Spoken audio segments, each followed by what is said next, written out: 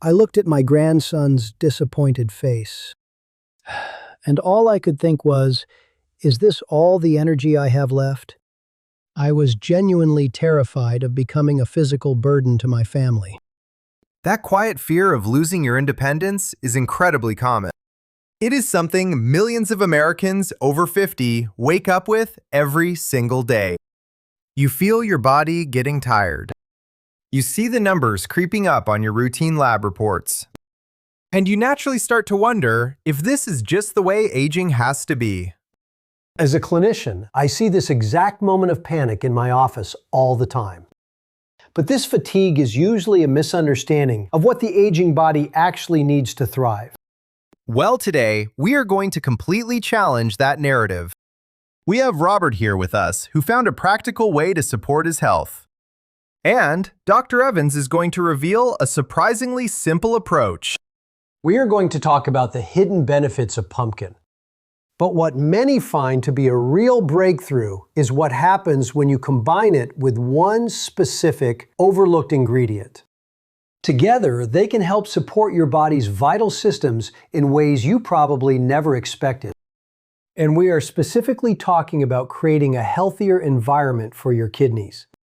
That was the part that completely surprised me when we first spoke.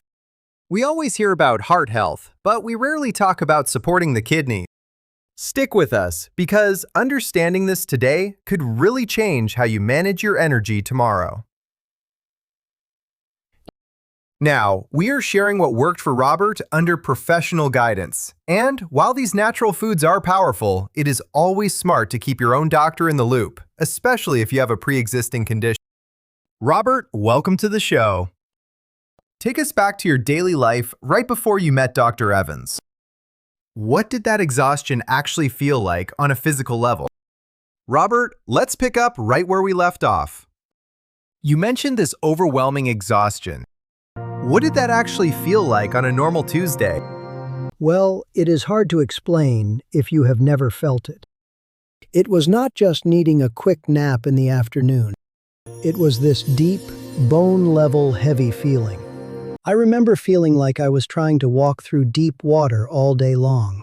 Walking through deep water. That is a really powerful way to describe it. Did that heaviness affect your mind too?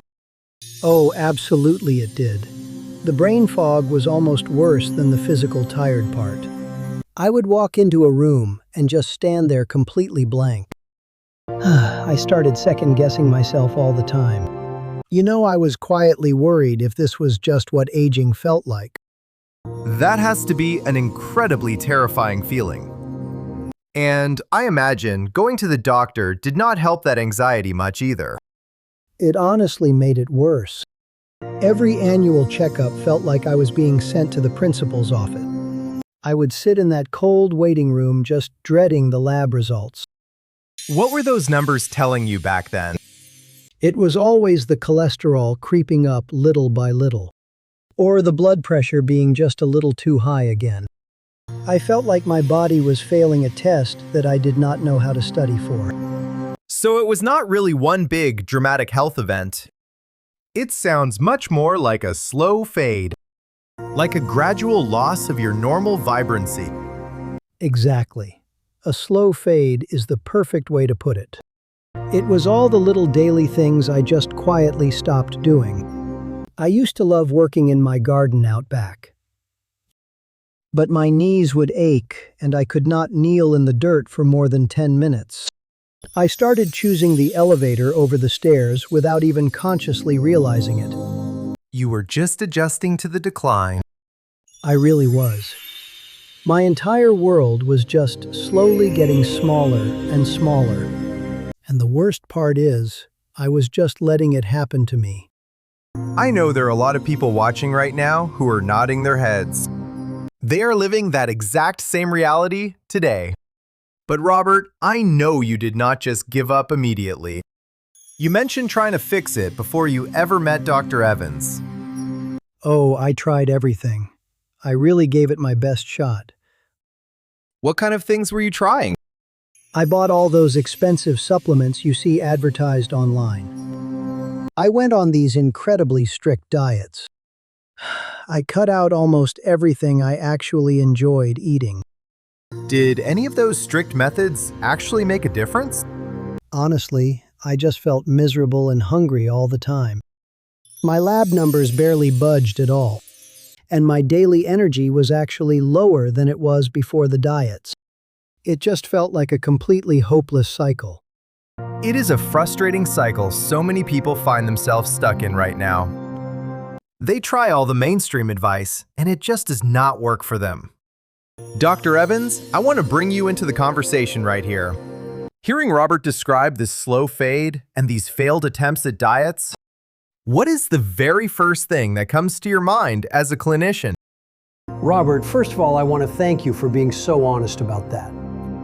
What you just described with those diets is not a failure of your willpower. Your body was not failing you at all. It was actually sending you very clear and desperate signals. The problem is that those signals were being completely misinterpreted. I want to touch on something you mentioned to me before the show, Robert. It was about the day you finally realized you could not keep living like that. Can you share the story about your grandson? Yeah, that was definitely the turning point for me. It was a gorgeous Saturday afternoon, and my 5-year-old grandson was visiting. He just wanted to play tag out in the front yard with me. So I laughed and I ran after him. But I swear I only took maybe 10 or 12 steps. Suddenly, my chest got incredibly tight. I was gasping for air like I had just tried to run a marathon. I actually had to lean heavily against the big oak tree just to stay upright. Oh, wow, that must have been terrifying. It was. But the hardest part was watching my grandson stop running. He looked back at me, and his little smile just completely vanished. He walked over slowly and asked if I was okay. In that exact moment, I was not thinking about my cholesterol numbers anymore. I was absolutely terrified that I was going to miss the rest of his life. That was the day I knew something had to fundamentally change. That is an incredibly heavy burden to carry, Robert. In medicine, we call what you experienced an emotional breaking point. It is like driving a car with the check engine light flashing on the dashboard for years. We tend to ignore it, or we just put a piece of black tape over the light. That is exactly what I was doing with those diets and pills. Right, but eventually you have a full-blown engine failure on the side of the road. And it is often only at this critical point that we finally stop looking at the surface-level symptoms. We are forced to actually look under the hood. That analogy makes perfect sense, Dr. Evans. So if treating those surface-level symptoms is just putting tape over the warning light, what is actually going on under the hood? If the real issue is not just about eating less fat or taking another pill, what are millions of people missing right now? That is the critical question. Dr. Evans, let us talk about the specific solution you proposed to Robert. It is important to remember that Robert's journey happened with clinical support. So please, use this information to start a conversation with your healthcare provider about what is right for you. I think it is going to surprise a lot of people. Dr. Evans, let us talk about the specific solution you proposed to Robert, because I think it is going to surprise a lot of people watching right now. Well, when I first looked at Robert's health history, I did not hand him another prescription. I simply suggested he start eating a small bowl of cooked pumpkin every day. And I remember Robert looking at me like I'd completely lost my mind. I really did. I was sitting there expecting some advanced medical treatment plan, and he tells me to go to the grocery store and buy a pumpkin. It does sound almost too simple to be true. Why pumpkin specifically? It comes down to a very specific type of soluble fiber inside the pumpkin called pectin. I want you to think of your blood vessels like the plumbing in an older house. Over time, things like bad cholesterol start building up on the walls of those pipes. Pectin acts like a highly trained cleaning crew inside your digestive tract. It actually binds to those unwanted fats, and it helps sweep them right out of your body before they can clog the system. And that explanation made total sense to me from my heart. But that was not actually the main reason you told me to eat it, right? Exactly. And this is the part that we have gotten completely wrong for decades. Whenever we hear about pumpkin as a health food, we immediately think it is just for weight loss. Or we think it is just for basic heart health. But we completely overlook its most profound effect on the human body. We have been so focused on the plumbing that we have been ignoring the master filter. The master filter? Are you talking about the kidneys? Precisely. When you have chronic fatigue and metabolic stress like Robert did, your kidneys are working in absolute overdrive. They are desperately trying to filter out all that inflammatory waste day after day. Your kidneys are essentially the master battery of your entire system. When they are exhausted, you feel exhausted right down to your bones. Which is exactly what I was feeling every single day. Pumpkin has a unique profile of antioxidants and specific nutrients that actually help ease that burden. It helps support the body's natural ability to manage all that stress. So the kidneys simply do not have to work so hard just to keep you going. Wow, so it is basically taking the pressure off the kidneys so they can do their job better. I honestly had no idea a simple pumpkin did that. Most people do not. But as powerful as pumpkin is on its own, it is really only half the story. Only half the story? Yes, because if you truly want to support your kidney function, pumpkin needs a partner. It needs a very specific ingredient that acts like a way to nourish and support the kidney's natural energy. Without this second ingredient, you are missing out on one of the most significant benefits. A direct recharger for the kidneys. Okay, this is exactly the promise we made in the title of this video. Dr. Evans, what is this one secret ingredient you have to pair with pumpkin? Okay, Dr. Evans, you have our full attention. What is this one secret ingredient that we need to pair with pumpkin? It is actually a root vegetable that is very well known in Eastern medicine, but it is almost completely overlooked here in the West. It is called Chinese yam. Chinese yam. Is that like a sweet potato? Not exactly, no. They look a bit different, but more importantly, they function very differently in the body. In traditional Eastern practices, they talk a lot about qi, or vital energy. Now, from a Western clinical perspective, we might just call that cellular energy or metabolic function. Chinese yam is traditionally believed to deeply nourish the root energy that is stored right in your kidneys. Okay, so how do the two of them work together then? Think of it this way. We said the pumpkin acts like a cleaning crew, right? It helps reduce all that metabolic sludge and takes the stress off the system. But the Chinese yam actually acts like a power cord. It helps recharge the battery of the filter itself. So one cleans while the other strengthens. Together they create a highly supportive environment for your kidneys to function optimally. One cleans and one strengthens. That makes perfect sense. Robert, is this the exact recipe Dr. Evans gave you? Yes, it is. He told me to have a simple soup made with just pumpkin and Chinese yam. And how long did it take for you to actually notice a difference? You know, at first, I really did not feel much of anything. I thought maybe it was just another thing that would not work. But after a few weeks, I woke up one morning and I realized the brain fog started to lift significantly and I felt much clearer. It started to lift. I just felt so much more clear-headed. I felt more physically resilient overall. That is just incredible to hear. So that is the main golden pairing for the kidneys. But Dr. Evans, I have to ask, are there other golden pairings like this for people facing completely different issues? Like struggling with sleep, for instance. I am so glad you brought up sleep, Dr. Evans. Because after 50 tossing and turning all night is practically a national pastime. It really is. And for sleep, we look at a different golden pairing. You pair the pumpkin with fresh lily bulb. Lily bulb? Yes, in Eastern traditions, it is used to cool down what they call a hot heart or an overactive, anxious mind. It acts like a very gentle cool down for your nervous system before bed. There is also pumpkin and red dates, which is fantastic for supporting healthy blood circulation. So the pumpkin is really like a versatile base. Exactly. But honestly, Michael, the most valuable part of the pumpkin is the part almost everyone throws in the trash. You are talking about the seeds.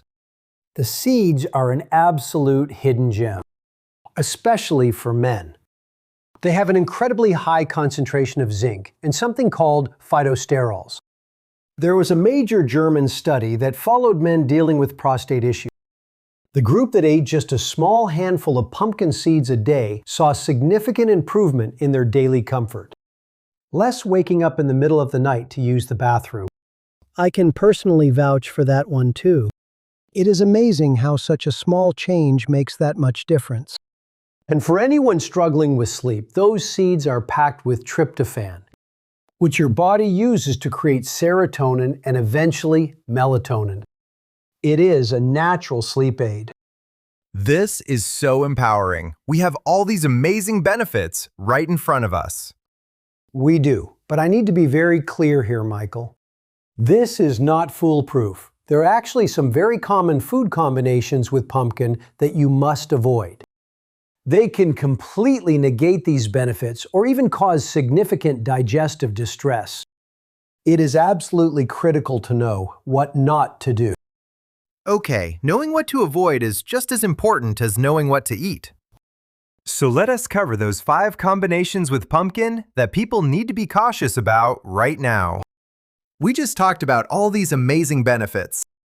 But you mentioned there are 5 specific combinations we need to avoid. Let us get right into those.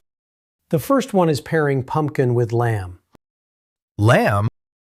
That actually sounds like a great recipe for a hearty fall stew. It does sound good on paper.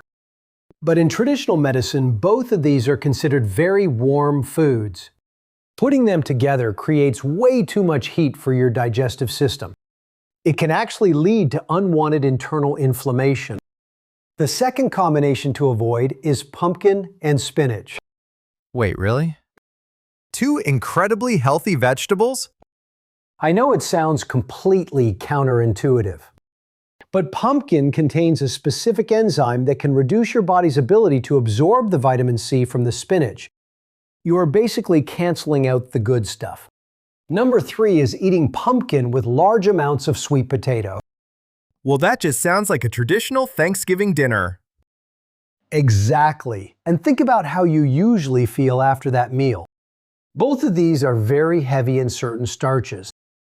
Eating them together in large amounts can cause severe bloating and uncomfortable gas. The fourth one is adding vinegar to pumpkin dishes. Like putting a vinaigrette on a roasted pumpkin salad? Right. The high acidity of the vinegar can actually impact the stability of some of the key nutrients in the pumpkin. You end up losing a lot of the nutritional value. And the last one is pairing pumpkin with certain types of fish, like carp. It is a very well-documented traditional contraindication. The complex proteins in the fish can react poorly with the pumpkin. It is honestly just better to be safe and keep them on separate days. So, to be clear here, Dr. Evans, these combinations are not necessarily dangerous for most people, right? They just prevent you from getting the maximum benefit, or they cause physical discomfort. Precisely, Michael. This is about being smart and strategic with your food. It is not about being fearful. I do also want to add a quick note for our viewers who are managing diabetes.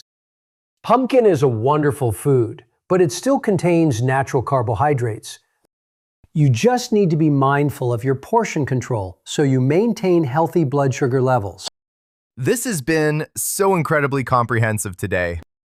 From the why to the how, and even the how not to. So for everyone watching right now who feels inspired by Robert's story, what is the one simple first step they can take today? So for everyone watching right now who feels inspired by Robert's story, What is the one simple first step they can take today? My biggest piece of advice is to not try and change everything at once. We call this the golden move. Simply add half a cup of cooked pumpkin to one of your meals 3 or 4 times a week. That is really all it takes to start. Half a cup? That sounds incredibly doable. It is. You can put it in a soup or serve it as a side dish, or even stir it into your morning oatmeal. Remember that consistency is much more important than being perfect. I can tell you that one small change was the first domino for me. It gave me just enough energy to actually want to go for a short walk. And walking more helped me sleep so much better at night. It all connects together in the end. My whole transformation really started with just that one spoonful. It is about taking back control, one small step at a time. It is not just about the food. It is about gentle movement and finding a hobby and reconnecting with what brings you joy. Robert and Dr. Evans, thank you both. What a powerful conversation. It really brings us back to the most important thing of all. I am just so thankful that I finally decided to make that first move. And it is a move that absolutely anyone watching can start today. Exactly. You know, today was not just about a simple vegetable. It was about realizing that you have so much more power over your health than you might think. It is not about expensive or complicated routines. It is about making those small and consistent and intelligent choices. Because the ultimate goal here is not just to live forever.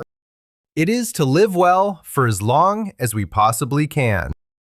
It is about having the energy to get on the floor and play with your grandkids. It is about enjoying the hobbies that actually make your life worth living. It is about waking up every morning and finally feeling like yourself again. You are not just a person who is getting old. You are someone who is learning to age with true wisdom and vitality. If this conversation was helpful to you today, please share it with someone you love. And please tell us in the comments one small step you are inspired to take this week. We really want to hear from you. Let us continue this journey toward health together. Thank you so much for watching. We will see you in the next one.